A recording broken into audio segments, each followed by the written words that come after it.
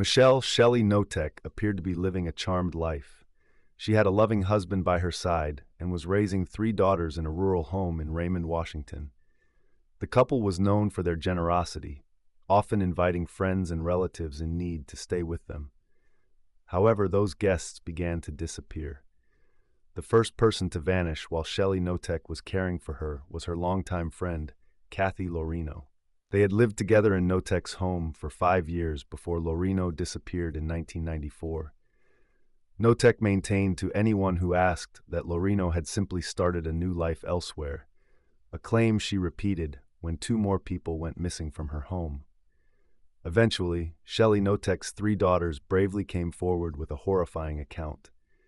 They revealed that they had all been physically abused by their parents, and that the missing guests had been murdered. They claimed that Notek would starve, drug, and torture her victims, forcing them to jump off the roof, dousing their open wounds with bleach, and making them drink urine. Although Shelly Notek was arrested and imprisoned in 2004, she served only 18 years before being released in November 2022, leaving her daughters fearful of what might happen next.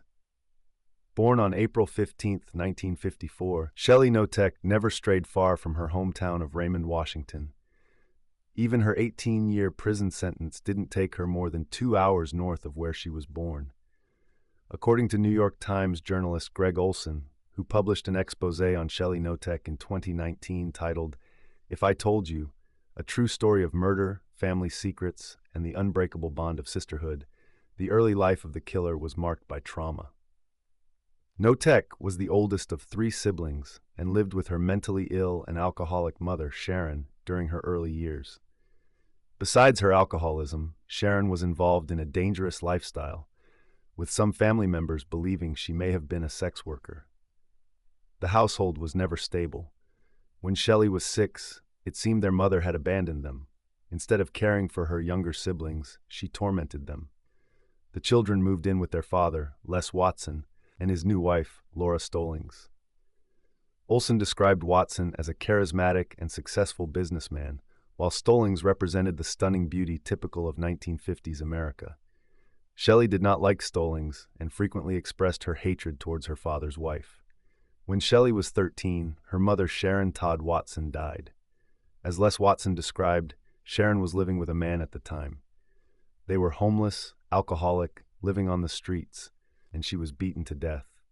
Stallings recalled, Shelly never once asked about her mother. Instead, she continued to torment her siblings, blaming them for household chores or engaging in frequent fights. Compounding the issue was her brother Paul, who struggled to control his impulses and lacked social skills, while her other brother, Chuck, never spoke, leaving Shelly as the one who always did. But it went beyond mere childhood squabbles, Stallings would later say. She would take shards of glass and put them inside children's shoes. What kind of person does that? Shelly Notek was not a victim. She played the part. In March 1969, 14-year-old Shelly displayed what she was truly capable of. She didn't come home from school, prompting Stallings and Watson to call the school and learn that Shelly was in a juvenile detention center. However, their worst fears were nowhere near the reality. Shelly was not in trouble. She had accused her father of rape. Stallings later found a tattered copy of True Confessions in Shelly's room with a prominent cover title that read, "I was raped at 15 by my father." A subsequent medical examination confirmed Stallings' suspicions. Shelly had lied about the rape. She underwent several therapy sessions, both alone and with her family, but they proved unsuccessful. Shelly refused to accept that she was anything but innocent. Eventually, she moved in with Stallings' parents, but unfortunately, she continued to try to destroy the lives of those around her. Her temper tantrums persisted. She offered to babysit the neighbors' children, only to lock them in their rooms with heavy furniture. She even falsely accused her grandfather of abuse. Her pattern of manipulation and abuse continued into adulthood, through 2 marriages and the birth of 2 daughters, Nikki and Sami, until the spring of 1982 when she met a construction worker and Navy veteran named David Notek. 5 years later, in 1987, the couple married.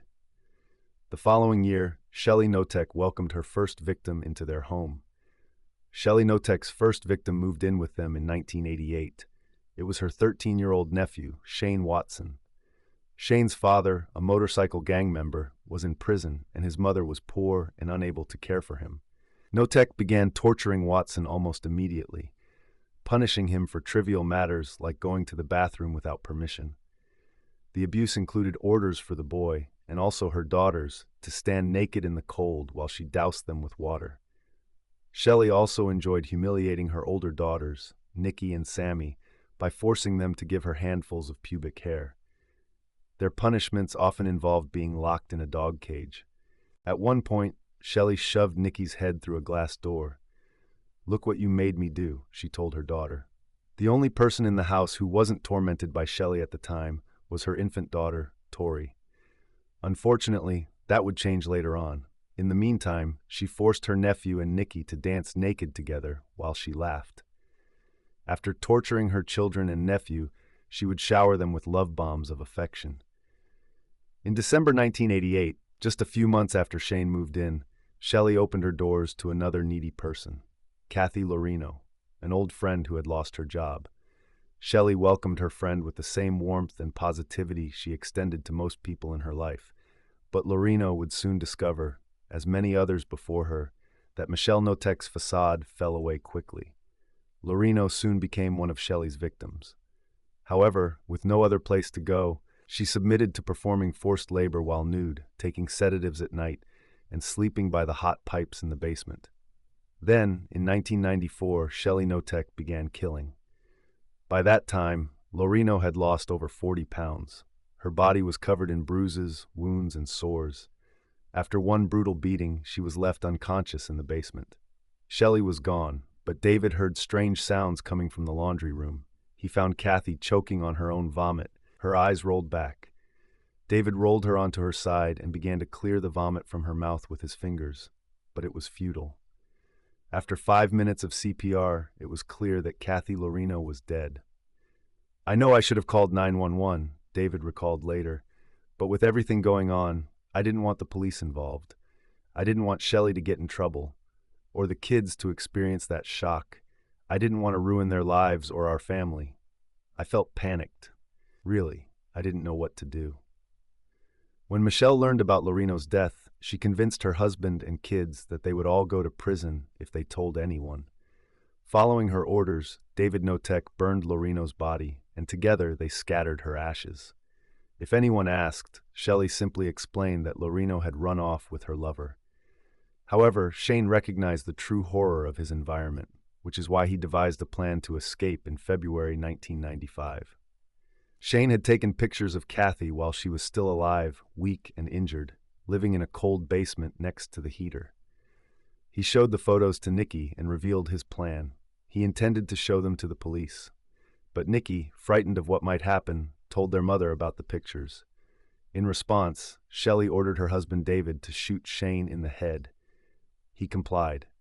Like Lorino, the couple burned Shane's body in their yard and scattered his ashes in the water. "My mother's ability to control David is, despite my love for him, because he is a very weak man," Sami Notek reported. "He has no resistance. He could have happily married and been a great husband to someone else because he really could have been, but instead, his life was destroyed too." Before justice found its way to them, the Notek family took another victim, Shelly's friend Ron Woodworth, who moved in with them in 1999. Like the others, it didn't take long before the torture began. Woodworth, a gay 57-year-old struggling with a drug addiction, was called by Shelly the ugly, dirty life, someone who could benefit from a steady diet of pills and beatings to improve his life. She wouldn't let him use the bathroom, forcing him to go outside. Then, in 2002, Shelly Notek also took in James McLenithan, an 81-year-old retired sailor who reportedly had a $140,000 inheritance bequeathed to Notek after the death of his black dog, Cease. It may have been coincidence, or perhaps not, that McLenithan died from a head injury he purportedly sustained after falling in his home.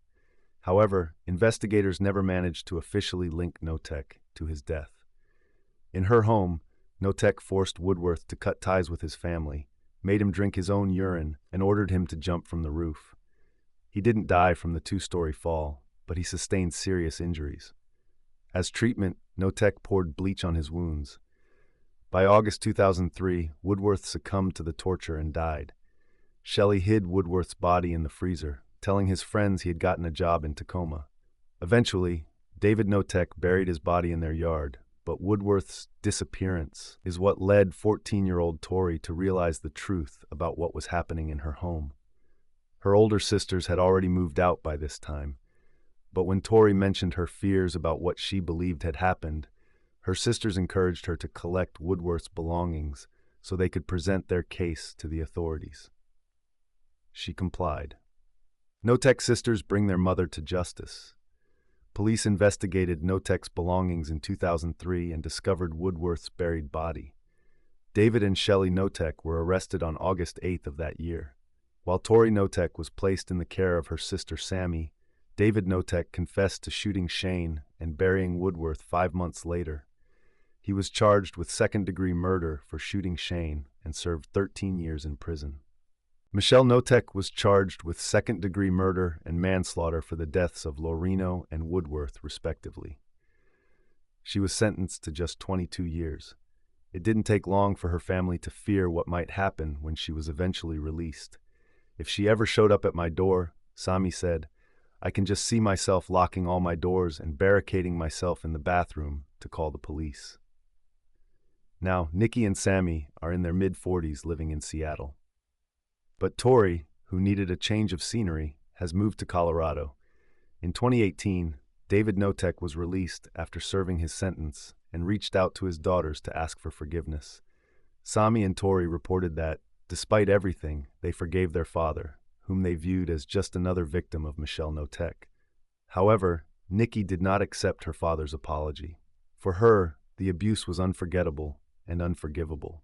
Finally, after serving just 18 years, Shelly Notek was released from the Washington Correction Center for Women in Gig Harbor on November 8, 2022, at the age of 68.